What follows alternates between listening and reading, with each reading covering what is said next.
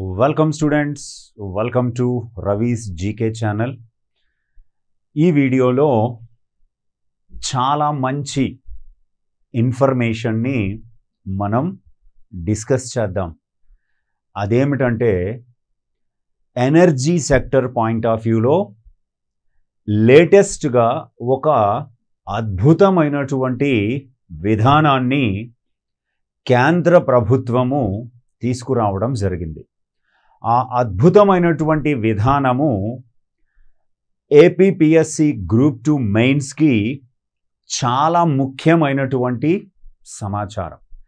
ప్రశ్న అయితే నాకు తెలిసి 100% గ్యారంటీ. ఇంతకు మించి ఎక్కడ కూడా మనం చదవలేము. ఇప్పుడు మార్కెట్లో సైన్స్ అండ్ టెక్నాలజీలో ఇచ్చిన ఆ 5 టాపిక్స్లో ఈ అంశం అయితే లేదు. ఖచ్చితంగా ప్రశ్న రావడానికి 100% ఛాన్స్ ఉన్నటువంటి అంశం. దీనికి సంబంధించిన తెలుగు మీడియం పీడిఎఫ్ ఓవరాల్గా ఇప్పుడు 2 స్కీమ్స్ చెప్పబోతున్నాను. నేను 2 పాలసీస్ చెప్పబోతున్నాను. 2 పాలసీస్ చాలా ఇంపార్టెంట్. 2 పాలసీస్కి సంబంధించిన పీడిఎఫ్స్ కూడా అద్భుతంగా మీకు నేను మన వాట్సాప్ గ్రూప్లో అందించడం జరుగుతుంది.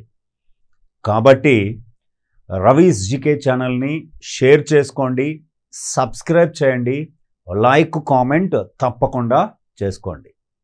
ఓకే, టాపిక్లోకి వెళ్ళే ముందు ఇది హెడ్డింగ్ చాలా ముఖ్యమైనటువంటి అంశం. ఈ వాహన విధానం ఆమోదం.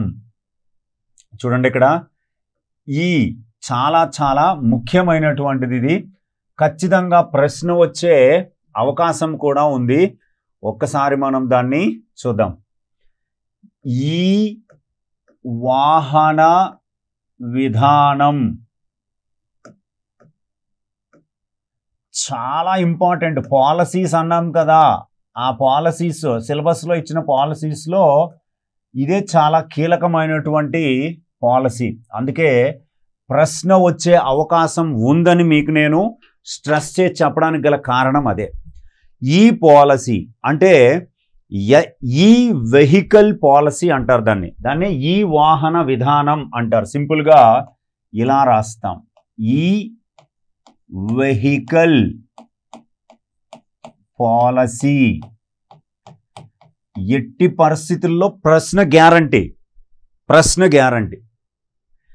దీన్ని స్పెషల్గా ఎలక్ట్రిక్ వెహికల్స్, విద్యుత్ వాహనాలు భారతదేశంలో ఏ రకంగా ఆమోదించబడతాయి, విదేశీ కంపెనీలు కానీ విదేశీల నుంచి దిగుమతులు కానీ చేసుకోవచ్చా, ఎలక్ట్రిక్ వాహనాల తయారీకి కనిష్ట పెట్టుబడి ఎంత, గరిష్ట పెట్టుబడి ఎంత, లక్ష్యాలు ఏమిటి, దీనికి రిలేటెడ్గా ఉన్నటువంటి స్కీమ్స్ ఏమిటి అన్నది క్లియర్గా మీకు నేను చెబుతాను.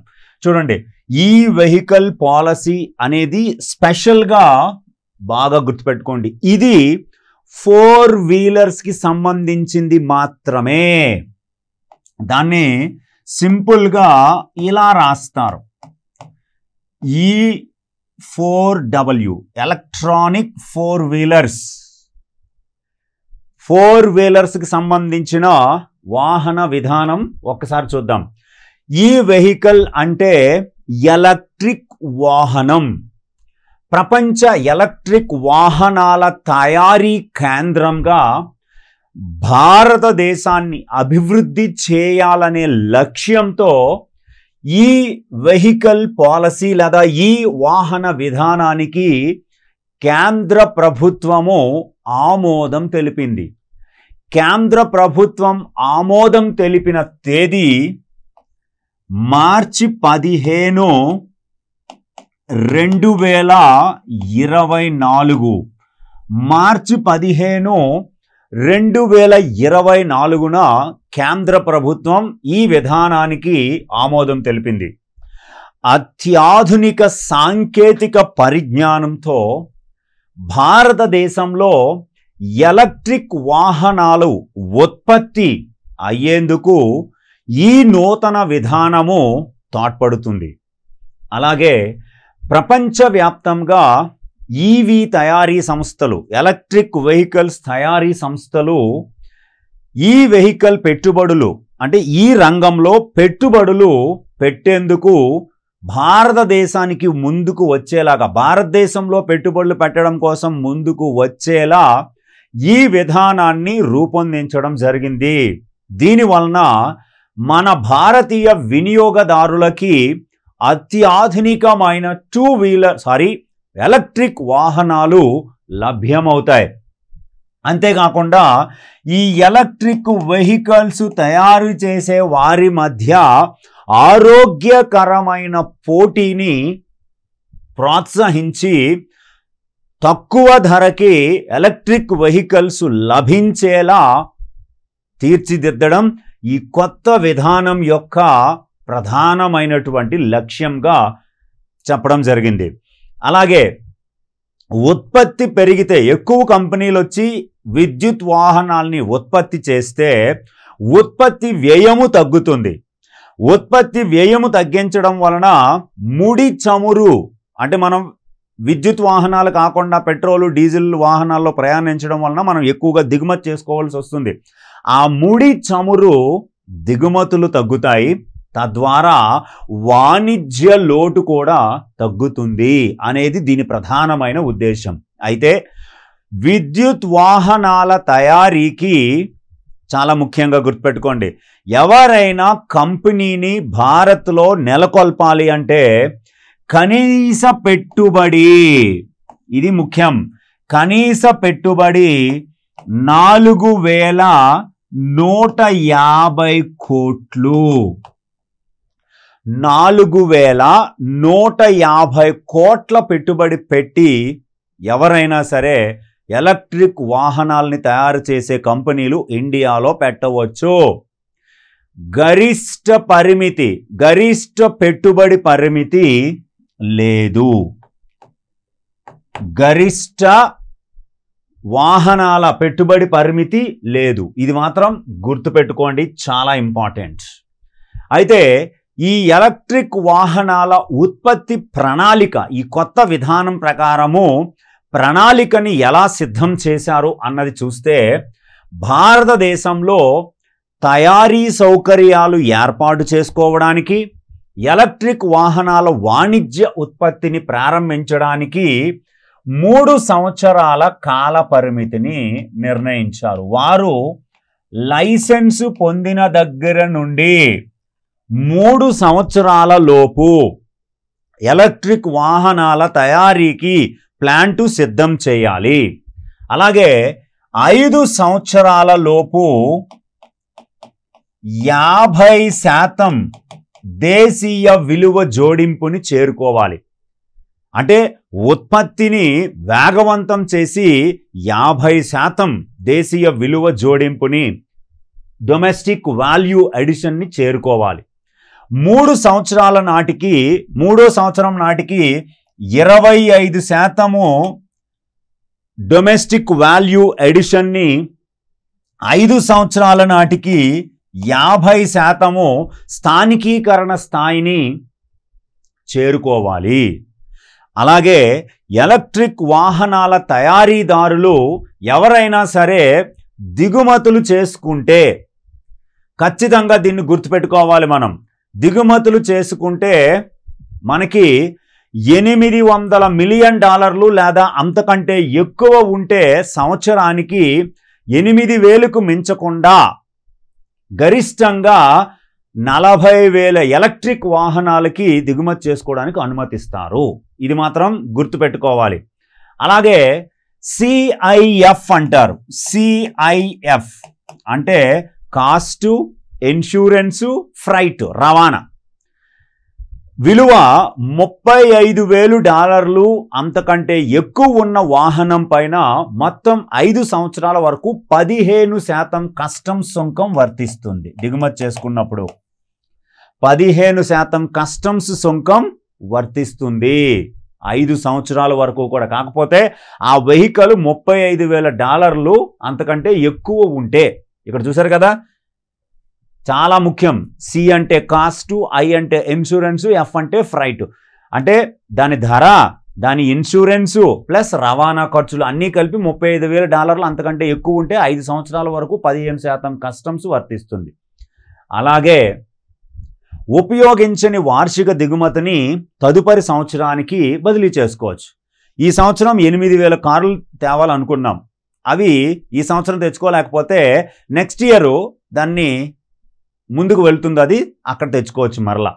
కంపెనీ పెట్టుబడులకు కస్టమ్స్ స్థానంలో తగిన బ్యాంకు గ్యారంటీ అందించాలి. బ్యాంకు గ్యారంటీ కంపెనీ పడ్డానికి ఖచ్చితంగా బ్యాంకు గ్యారంటీని అందించాలి.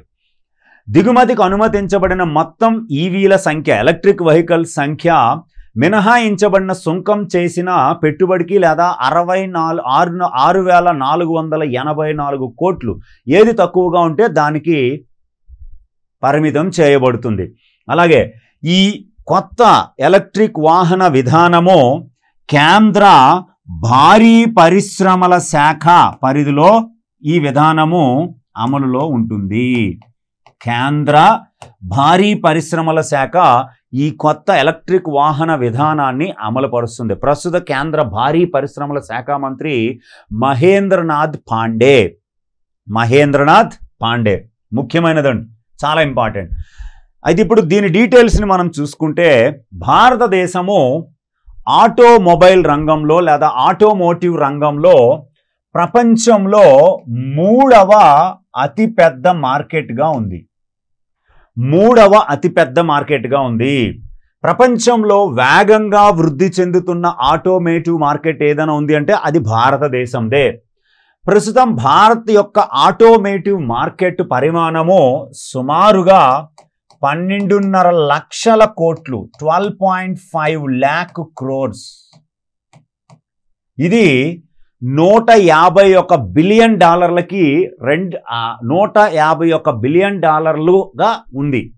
అయితే ఆటోమోటివ్ రంగము భారతదేశంలో 2030 నాటికి $300 బిలియన్ చేరుకుంటుందని ఒక అంచనా. అంటే 24.9 లక్షల కోట్లు 2030 నాటికి చేరుకుంటుందని.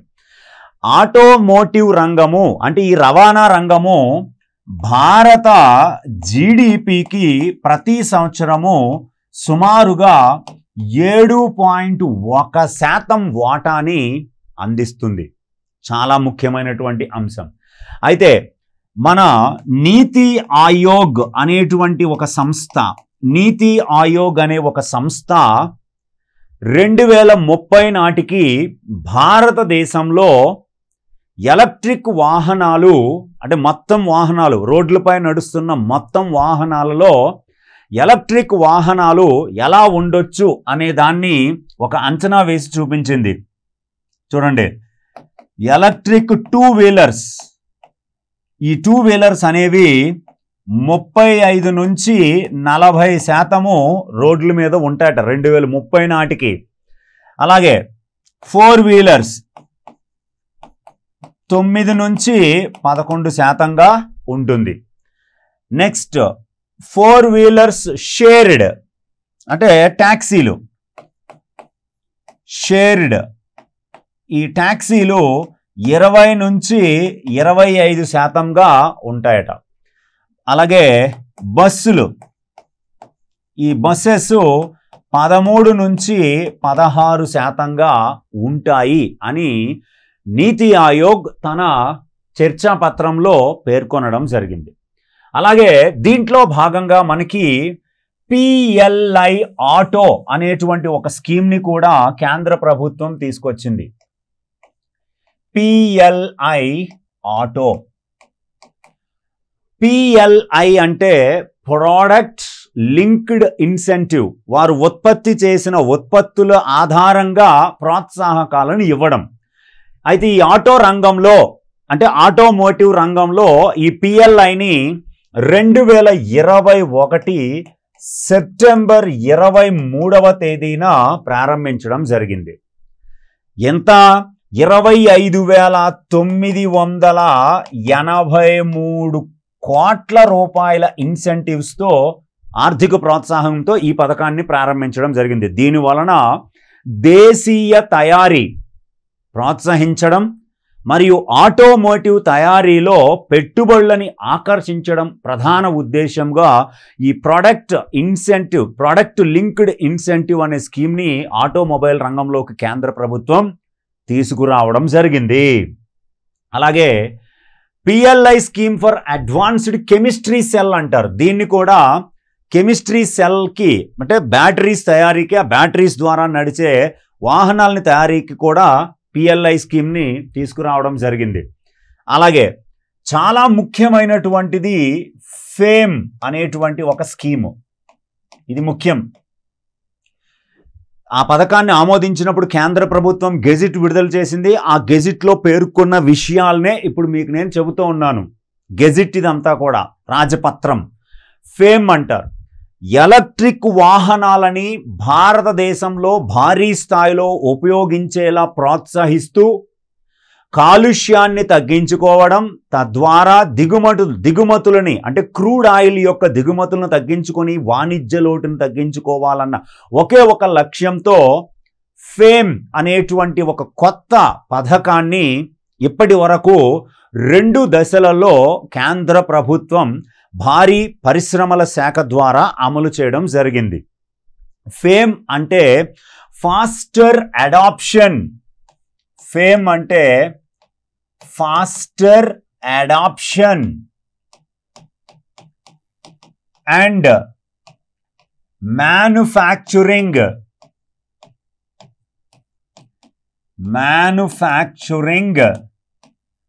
ఆఫ్ హైబ్రిడ్, అది బ్రాకెట్లో ఉంటుంది, హైబ్రిడ్ అనే పదము, ఎలక్ట్రిక్ వెహికల్స్ అనేది దీని యొక్క అబ్రివేషన్. ఎలక్ట్రిక్ వెహికల్స్ ఫేమ్ అంటారు.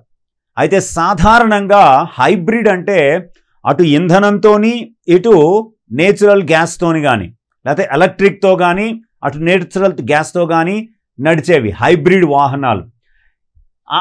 ఫాస్టర్ అడాప్షన్, ఎలక్ట్రిక్ వాహనాలని తొందరగా వ్యక్తులకి అందించేలాగా, అడాప్ట్ చేసేలాగా ఈ పథకాన్ని అద్భుతంగా తీసుకొచ్చారు. అయితే దీన్ని 2015లో కేంద్ర భారీ పరిశ్రమల శాఖ ఆమోదించి అమలు చేయడం ప్రారంభించింది.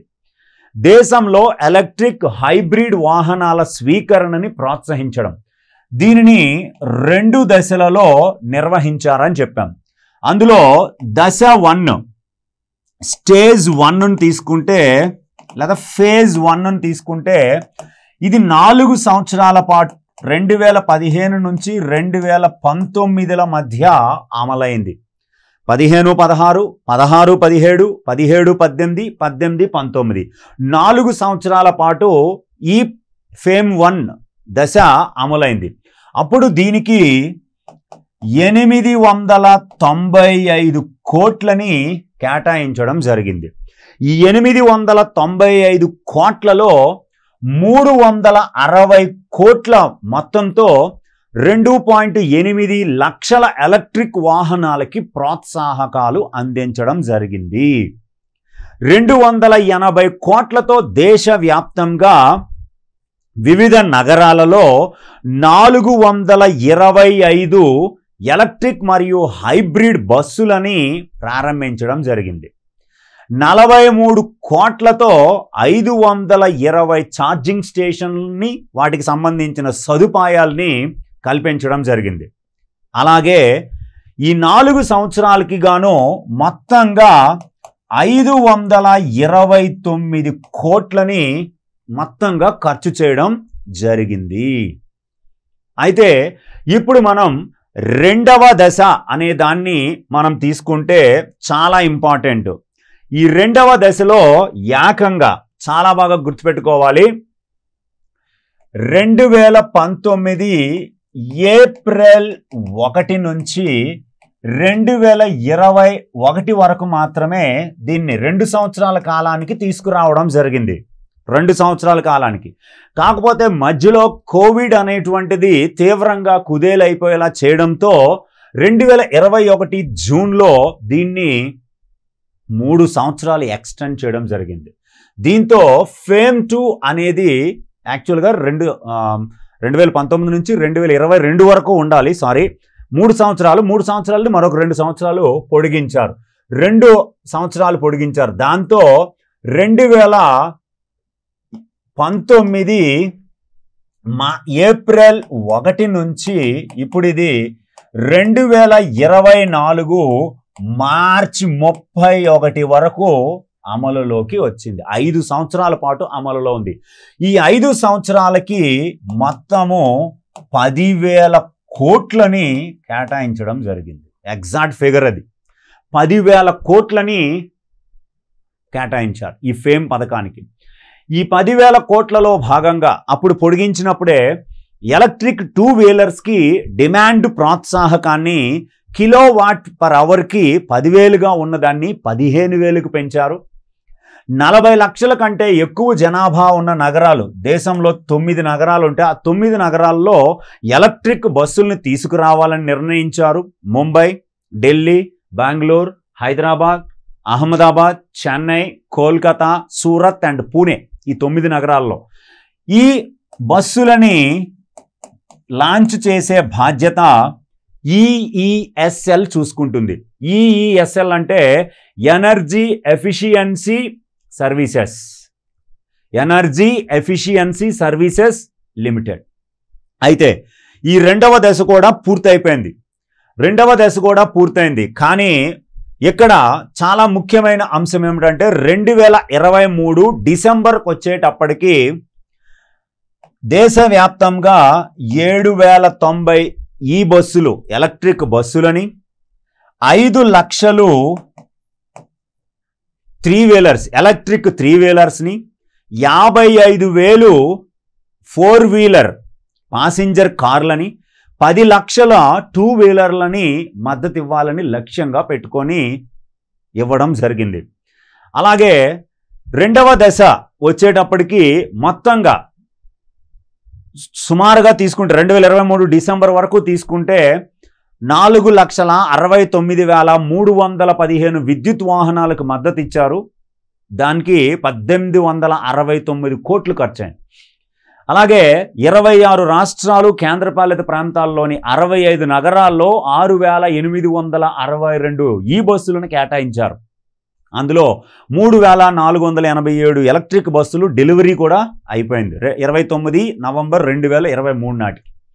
అలాగే దేశవ్యాప్తంగా 25 రాష్ట్రాలు కేంద్రపాలిత ప్రాంతాల్లో 2,877 ఛార్జింగ్ స్టేషన్లని 68 నగరాల్లో నెలకొల్పడం జరిగింది. 106 ఎలక్ట్రిక్ వాహన మోడళ్ల తయారీ కోసం 50 కంపెనీలు రిజిస్టర్ చేసుకోవడం జరిగింది. అలాగే రెండవ దశ ముఖ్యంగా పబ్లిక్ ట్రాన్స్పోర్ట్ మీద ఎక్కువగా కాన్సన్ట్రేషన్ చేసింది. పబ్లిక్ ట్రాన్స్పోర్ట్, ప్రజా రవాణాలో భాగంగా ఓకే, మొత్తంగా ఛార్జింగ్ స్టేషన్లు కావచ్చు, అన్ని రకాలైనటువంటి మద్దతుల్ని లభించడం కోసం ఈ ఫేమ్ పథకాలు, దాంతోపాటుగా ఈ ఫేమ్లో భాగంగా అందించిన సదుపాయాల్ని మనం చెప్పుకోవచ్చు. ఇది చాలా కీలకమైనటువంటి అంశాలు. మొత్తం ఈ 74-32 ఎలక్ట్రిక్ వాహనాల ఛార్జింగ్ స్టేషన్లని దేశవ్యాప్తంగా నెలకొల్పడం కోసం కేంద్ర భారీ పరిశ్రమల శాఖ దేశంలోని 3 పెట్రోలియం మార్కెటింగ్ కంపెనీలకి 800 కోట్లు కేటాయించింది. ఇందులో 148 ప్రైవేటు ఛార్జింగ్ స్టేషన్ల కోసం ప్రైవేట్ సంస్థలకు ఇచ్చారు, ఇతర సంస్థలకు ఇచ్చారు. కానీ అత్యధికంగా మాత్రం పెట్రోలియం కంపెనీస్కి 800 కోట్లు. ఎన్ని ఛార్జింగ్ స్టేషన్లు అంటే 7,432 ఛార్జింగ్ స్టేషన్లని నెలకొల్పాలని నిర్ణయించడం జరిగింది. ఇది చాలా కీలకమైనటువంటి ముఖ్యమైనటువంటి అంశము. ఖచ్చితంగా ప్రశ్న వచ్చే అవకాశం ఉంది. Thank you.